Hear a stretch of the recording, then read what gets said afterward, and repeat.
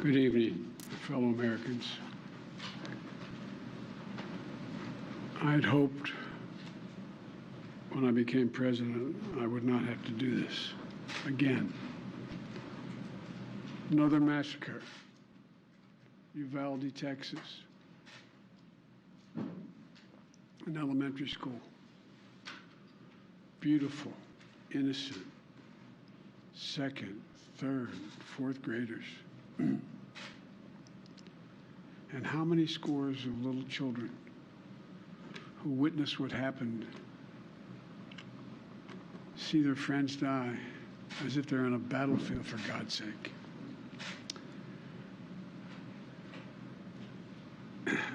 They'll live with it the rest of their lives. There's a lot we don't know yet. There's a lot we do know. The parents who will never see their child again,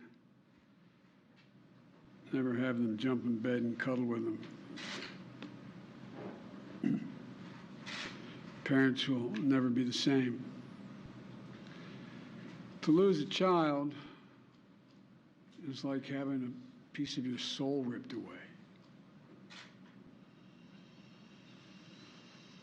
There's a hollowness in your chest. You feel like you're being sucked into it and never going to be able to get out.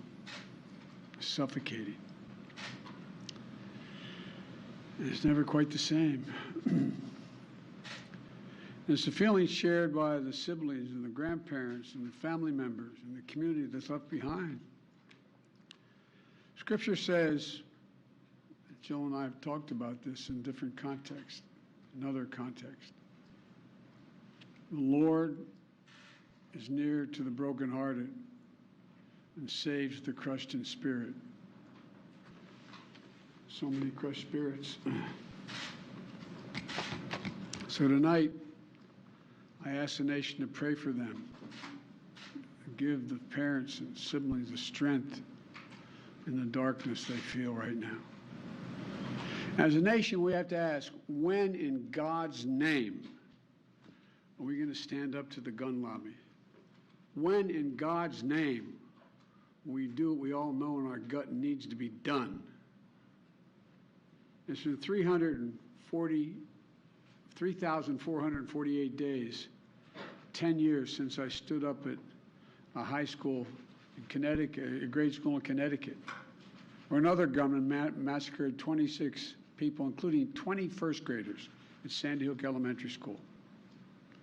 Since then, there have been over 900 incidents of gunfires reported on school grounds. Marjorie Stoneman Douglas High School in Parkland, Florida. Santa Fe High School in Texas. Oxford High School in Michigan.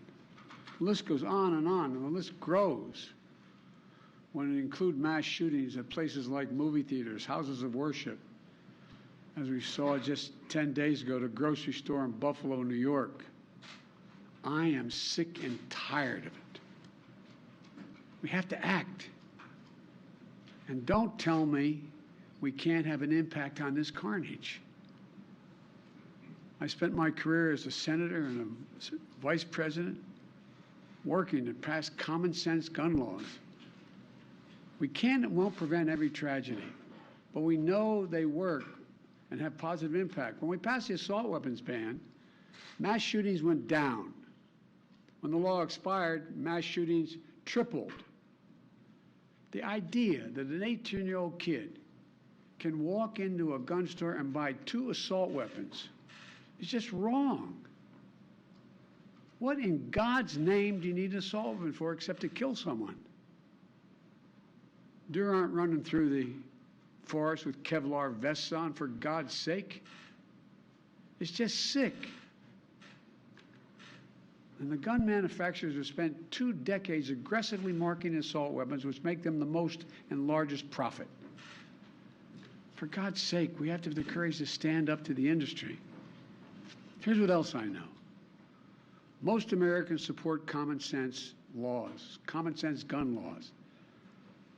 I just got off a trip from Asia, meeting with Asian leaders. And I learned of this while I was on the aircraft. And what struck me on that 17-hour flight, what struck me was these kinds of mass shootings rarely happen anywhere else in the world. Why? They have mental health problems. They have domestic disputes in other countries. They have people who are lost. But these kinds of mass shootings never happen with the kind of frequency they happen in America. Why? Why are we willing to live with this carnage? Why do we keep letting this happen? Where in God's name is our backbone to have the courage to deal with it and stand up to the lobbies? It's time to turn this pain into action for every parent, for every citizen in this country. We have to make it clear to every elected official in this country, it's time to act.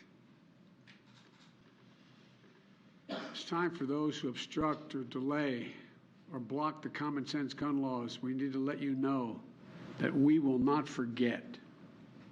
We can do so much more. We have to do more.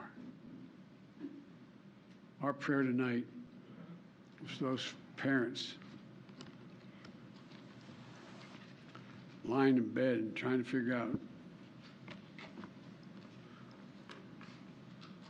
will I be able to sleep again? What do I say to my other children? What happens tomorrow?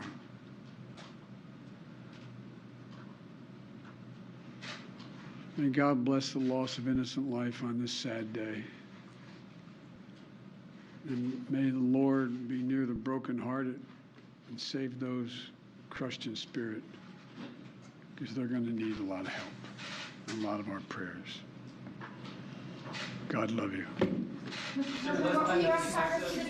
Will you go to Texas, sir? Sir, will you go to Texas?